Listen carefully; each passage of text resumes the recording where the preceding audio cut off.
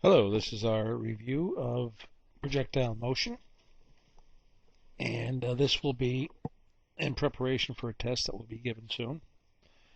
Um, we have covered a good deal of this in class, but there are some premises that are key. There are some things that are key about projectile motion, and as you may recall, I'll just state them here. And look in your notes. You should know by now that projectile motion is based upon two independent motions. Okay, one in the horizontal direction. Okay, and we'll make that look just like that. That's the horizontal direction. And one in the vertical direction down. Okay, these two motions are independent. That is, they do not depend upon one another. The motion in the downward direction is a motion that starts from zero. Let's assume that something was falling. And first of all, we already know that this is the y direction and this is the x direction based upon our coordinate system. If something is falling, starting from zero, this motion downward is independent of the motion x. So let's not even talk about it. Let's just talk about the motion down. If something starts to fall, starts off from zero, the velocity initial is equal to zero. As it starts to fall, it gets larger and larger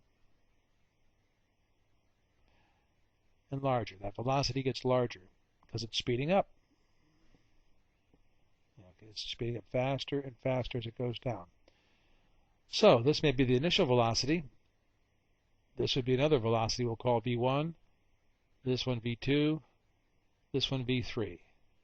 All these velocities are different value because, as you know, once you start to fall, you go faster and faster. And we are neglecting air friction and all that.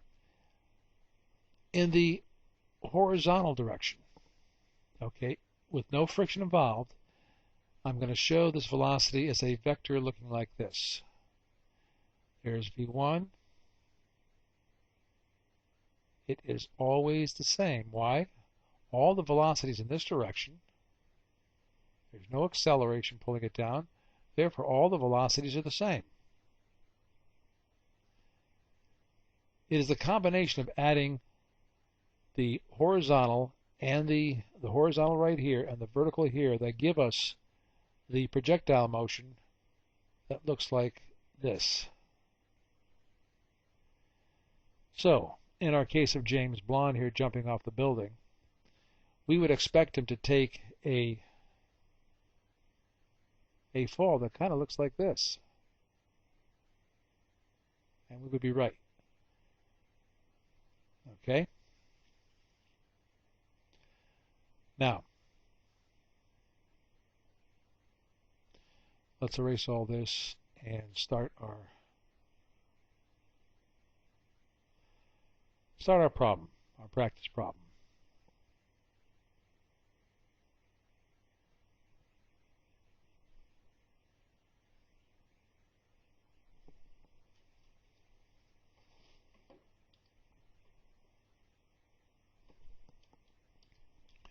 Okay, so here's our problem. James Blonde from our lab, we've done this in class, you did it as a homework assignment.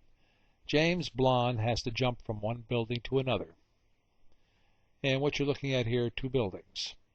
Building 1 is 300 meters high, and building 2 is 200 meters high.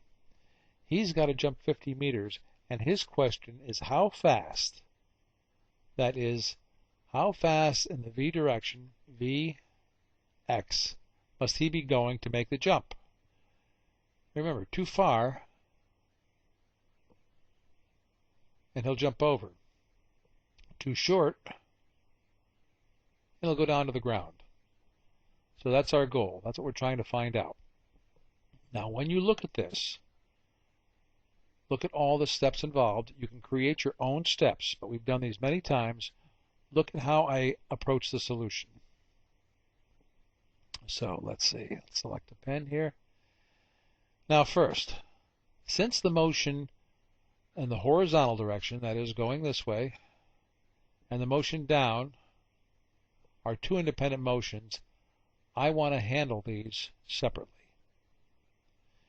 Now this man, this James Blonde, who is our subject on the moped here, has to jump from one building to another.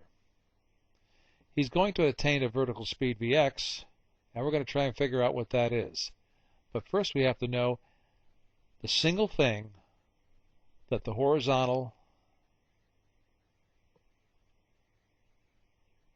and the vertical motion have in common. The only thing that they share is time.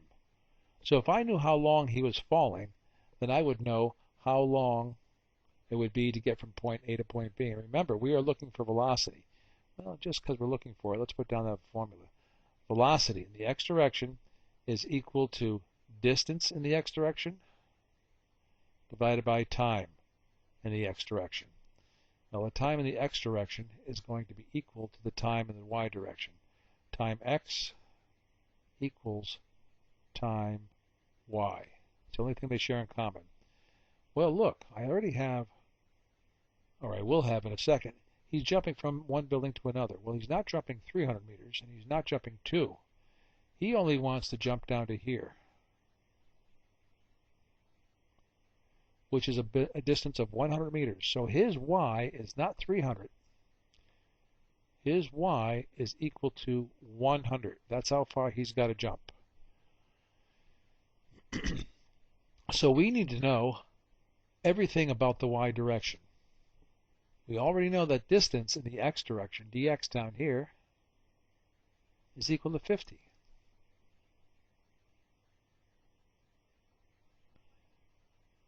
But we don't know the time. So we are going to solve everything in the y direction. Now we've just set everything up. We know what we have to do. Solve everything.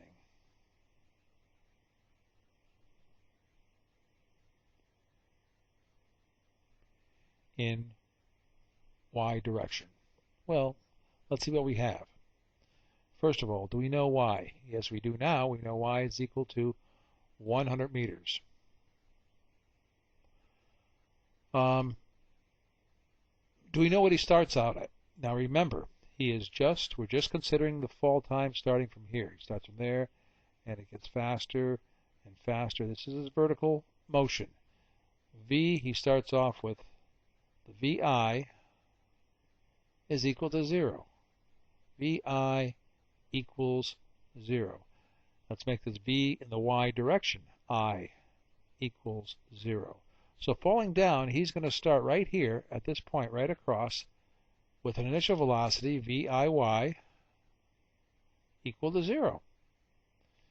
Now he's going to have a final velocity in the y direction just before he hits, but I have no idea what that's equal to. I don't know.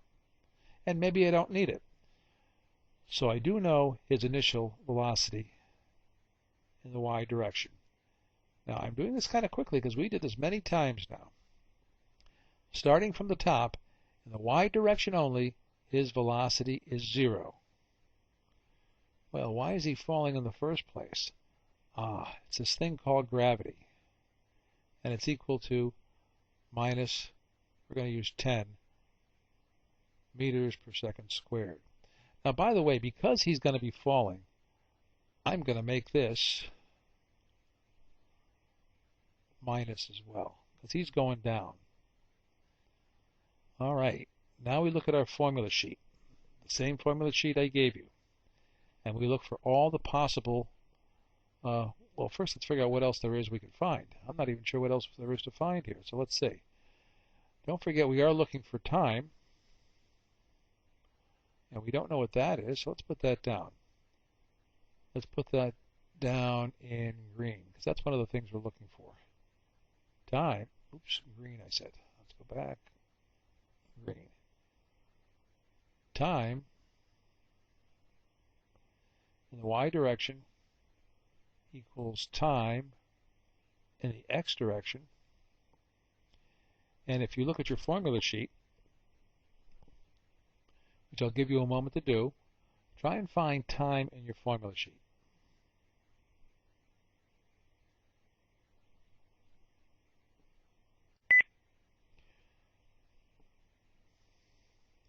Okay, we've had a little time to look at the formulas, and let's choose one formula.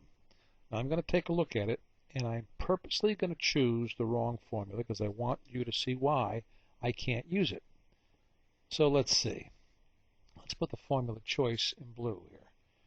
So we have the first formula I see in my formulas as t, time, is equal to vy final squared minus v in the y direction initial squared divided by 2 times gravity.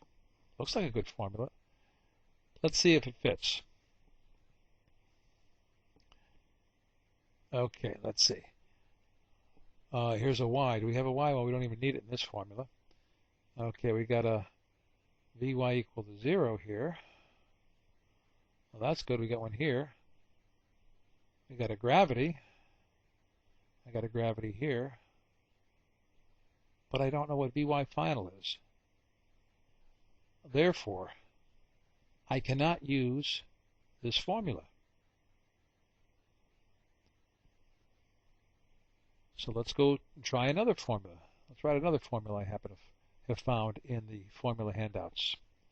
The other formula I have is if vi is equal to 0, only if v initial is equal to 0, then I can use time is equal to the square root of 2 times y divided by g. Now remember, that's a square root of everything, not just the 2y in here. Well, let's see. I have a y. Sure. Y is equal to minus 100 meters. I'm going to put that in. Y, 2 times y is equal to minus 100 meters. And I'm going to divide that by gravity. Yep, I got a gravity too. That's minus 10. Okay.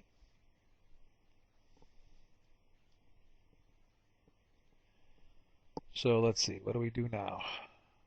Move this down a little bit. Let's solve. Let's see what we get. Okay. Let's do this first. I'm going to do the square root. I'm not used to this calculator. Shift square root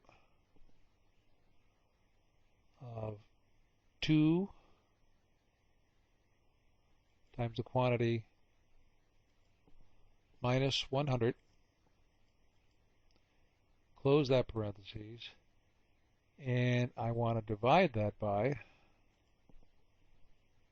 a minus 10. Oh, I got 14.4. So it looks as though the time is 14.4, but I'm not going to rest there. I want to verify this. I want to see if there's any mistakes. 14.4.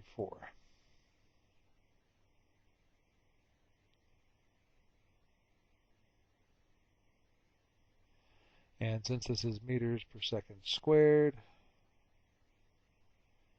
this is going to be seconds. But let's see.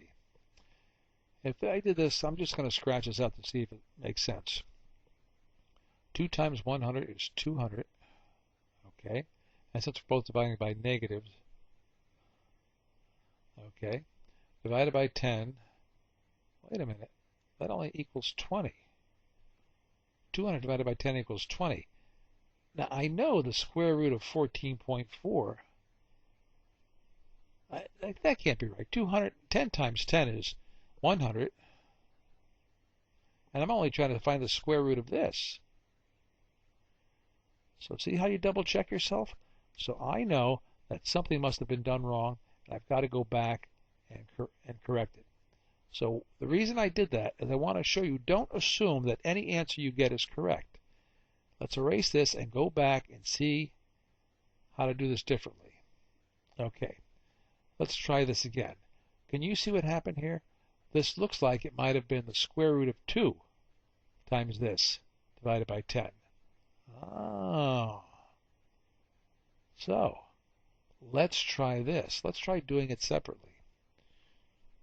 We already know that 2 times a minus 100 is a minus 200 divided by a minus 10.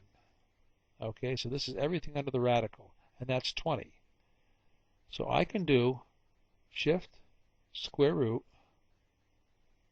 of the answer, execute. Much better. 4.47. And now I can put that in. So that answer makes a lot more sense. 4.47 seconds. Okay, and once again, we'll just look at it to make sure that makes common sense. We know it was the square root of 20 when we were done. Well, 5 times 5 times 5 times 5 equals 25. And 4 times 4 equals 16. So it seems reasonable that in between there, the answer would be between 4 and 5. And sure enough, it is. So this answer makes sense. I want you to learn to take a common sense approach to problems and go back and see if your answer makes sense. Okay? So we now know, and we can highlight this as the correct answer for time. Okay? But that's not what they were looking for, is it? What they wanted to know is how fast he was going. And all we know is the time. But we also know that the time, oops, let's get rid of that,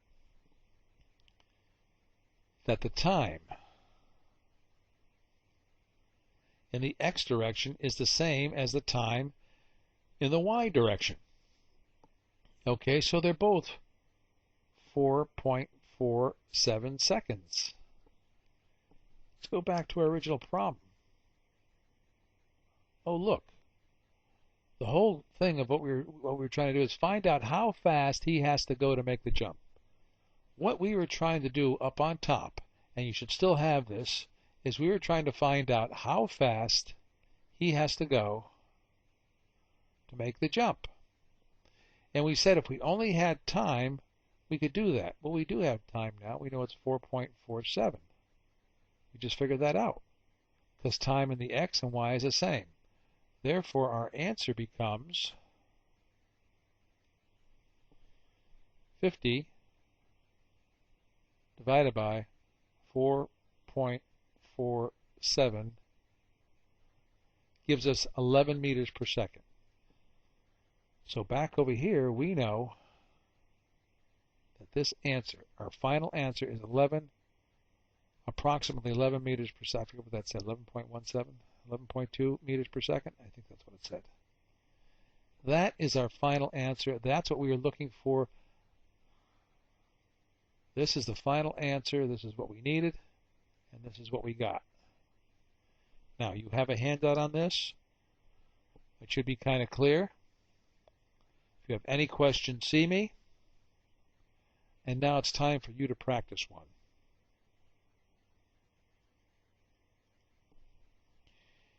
Here's our new problem.